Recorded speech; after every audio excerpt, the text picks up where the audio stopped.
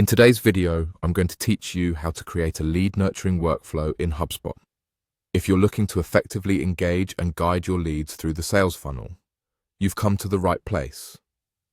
We're going to walk through the process step by step, ensuring that by the end of this video, you'll have a workflow that not only keeps your leads engaged, but also maximizes your conversion potential. To get started, you'll want to make sure you're logged into your Hubspot account. Once you're in, the first thing you're going to do is navigate to the trial guide. This is a valuable resource for anyone looking to kick off their form building process, as it contains a wealth of information and tools designed to help you make the most of HubSpot's features.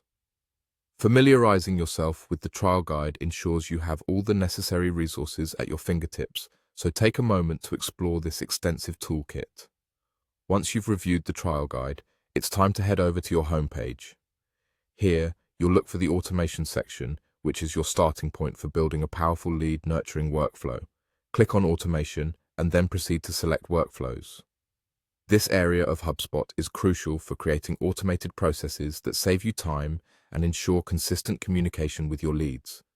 With the workflows page open, you'll see an option to create a new workflow. Go ahead and click on Create Workflow. At this stage, an important decision awaits: whether to start from scratch or use an existing template. For today's tutorial, we'll be starting from scratch.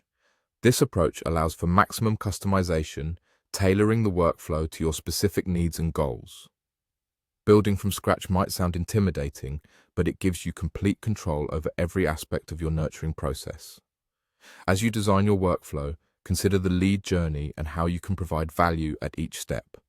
Think about the triggers that will initiate the workflow, the actions each lead needs to take, and how you can personalize interactions to enhance engagement. Once you're satisfied with how everything looks, it's crucial to review your new workflow thoroughly. Check that all conditions and actions align with your goals for lead nurturing.